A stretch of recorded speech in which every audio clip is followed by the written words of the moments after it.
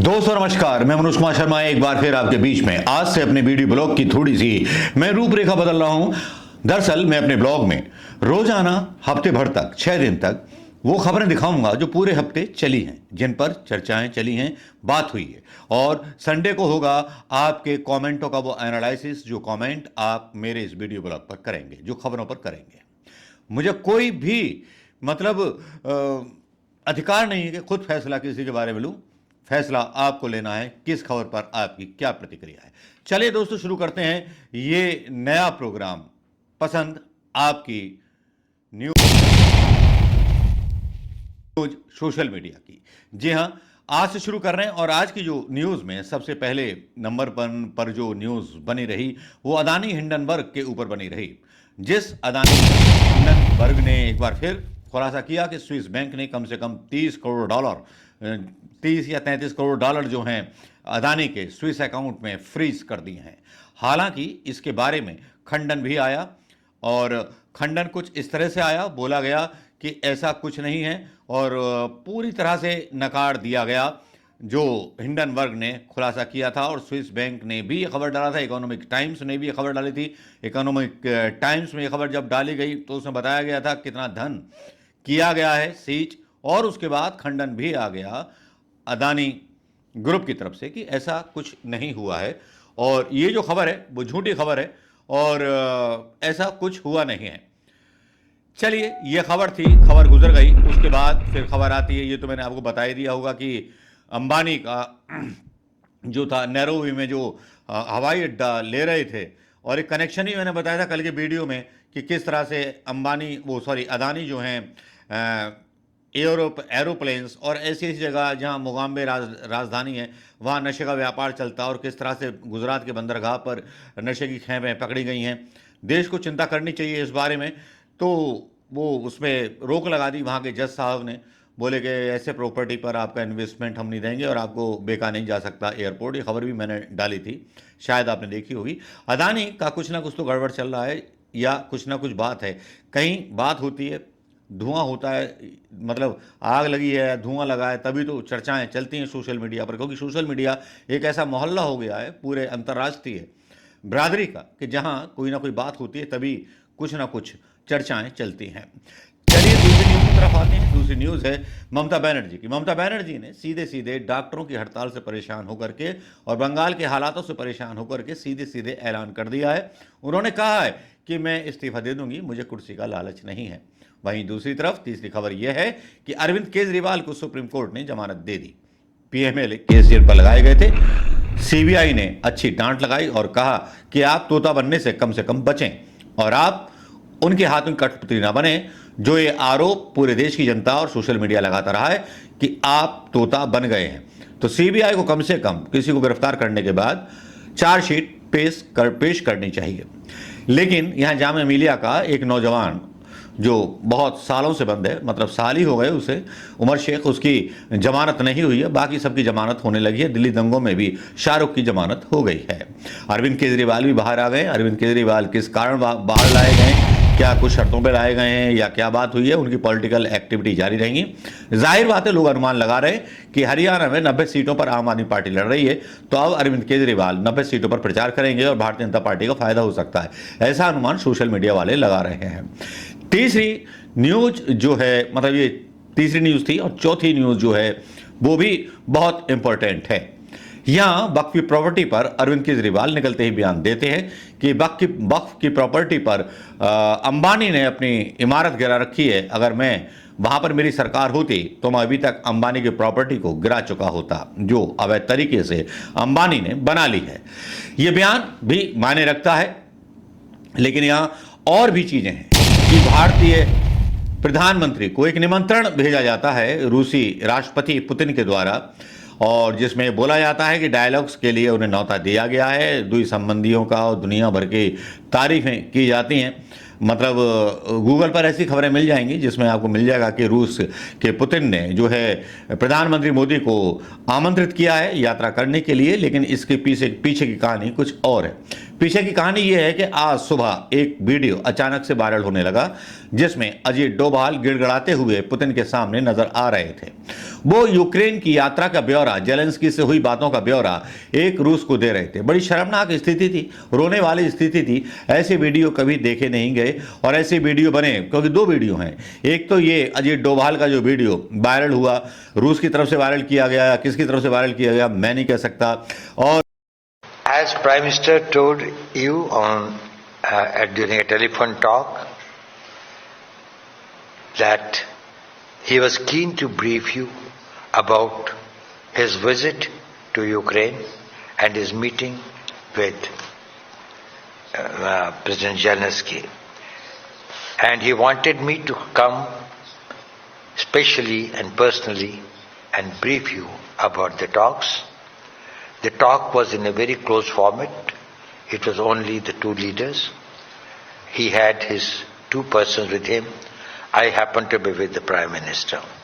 So I was a witness to me, sir. I attended that conversation. दूसरा video viral हुआ था CGI D Y चंचोड़ का, जहां प्रधानमंत्री मोदी पूजा करते हुए दिखाई दे रहे हैं, जिसके बारे में सोशल मीडिया के लोग अनुमान लगा रहे हैं कि चीफ जस्टिस ऑफ इंडिया से अगर प्रधानमंत्री मिलते हैं तो ये एक तरह से गलत है और ये ऐसा होना नहीं चाहिए। और इस पर जो है न्यायाधीश के खिलाफ जो है महाअभियोग का एक केस विपक्ष के नेता के द्वारा, राहुल गांधी के द्वारा लाया जा सकता है। क्या राहुल गांधी महाअभियोग का सदन में प्रस्ताव लाएंगे? क्योंकि जांच करनी उसी कमेटी को है जिसके अध्यक्ष LOP राहुल गांधी हैं। ये आने वाला समय बताएगा।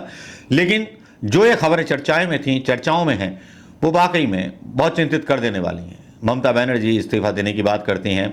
अरविंद केजरीवाल अचानक सही टाइमिंग पर हरियाणा चुनाव से पहले जमानत मिल जाती है। अजीत डोभाल का वीडियो सामने आता है, डीवाई चंचोड़ का वीडियो सामने आता है, वो लीक किया जाता है, या कुछ स्पेशल व्यक्तिगत चीज़ें होती हैं, चीफ जस्टिस की भी रही होंगी, वो आउट कैसे आई, किन लोगों ने आउट की, क्या उनका मकसद शरारती था या ये दिखाना था चुनाव में फ़ायदा उठाना था। हालांकि लोग आरोप लगा रहे हैं डीवाई चंचोड़ जेंटलमैन आदमी है और मोदी जी अपना दाव खेल गए एक चतुर शिकारी की तरह, जो नेता हमेशा खेलते हैं। चौथी कई न्यूज़ें हैं। हरियाणा से भी एक न्यूज़ आ रही है। हरियाणा में कांग्रेस के नेताओं के बीच असंतोष फैल गया है। वहाँ पर यह दावा किया जा रहा है कि साहब जो टिकट बांटी जा रही हैं उनमें बहुत ज़्यादा भेदभाव हो रहा है। प्रॉब्लम क्या है कि वहाँ के 4 पिलर हैं और ये 4 पिलर जो है हरियाणा की मतलब जो पॉलिटिक्स है कांग्रेस की, उसका कबाड़ा किए हुए हैं। 4 लोगों पर पॉलिटिक्स छोड़ दी गई है। पहले ऐसा नहीं होता था। इंदिरा जी या आला कमान डिसाइड करता था किसको टिकट देना है, किसको टिकट नहीं देना है। उसकी अपनी एक जो थी समिति होती थी जो डिसाइड करती थी किसको टिकट देना है, किसको टिकट नहीं देना है। लेकिन अब कांग्रेस चूंकि डिपेंडेंट हो चुकी है पुराने नेताओं के ऊपर, तो हरियाणा का चुनाव अगर कांग्रेस जीतती है तो हमारी बहुत बहुत बधाई, हारती है तब भी बहुत बहुत बधाई। जो आप कर रहे हैं बहुत अच्छा कर रहे हैं। नेताओं लगे रहो, आप अपना भरम और अपना घमंड बनाए रखिए, है ना। आप कुर्बानी केवल राहुल गांधी दे सकता है, आप नहीं दे सकते। एक छोटी सी और खबर आती है गुदगुदाती हुई कि जहां राहुल गांधी रायबरेली में एक नाई के यहाँ अपने बाल कटवाते हैं, शेविंग कराते हैं, वहाँ गर्मी बहुत होती है।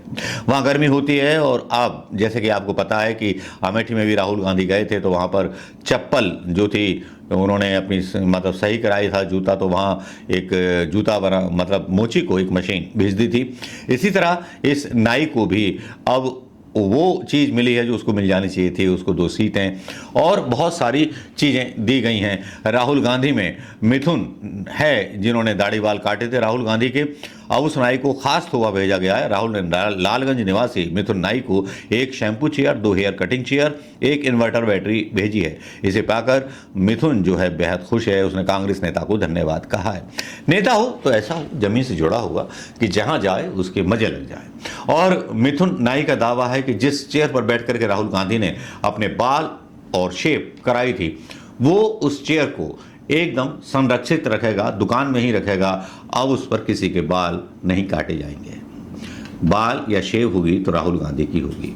गर्मी बहुत थी इसलिए इन्वर्टर भेजा कि पंखा वंखा चल जाए उस नाई का। इतना ध्यान रखना, ये गांधी परिवार के नेताओं को ही आता है, अपने उन लोगों का जिन लोगों का वो थोड़ा सा मतलब जाते हैं और वहाँ वक्त बिताते हैं। तो ये खबरों पर ध्यान रखिएगा, इन खबरों पर अपनी प्रतिक्रिया जरूर दीजिएगा। खबरें फिर दोहरा देता हूं। ममता बनर्जी ने इस्तीफा देने की पेशकश कर दी है।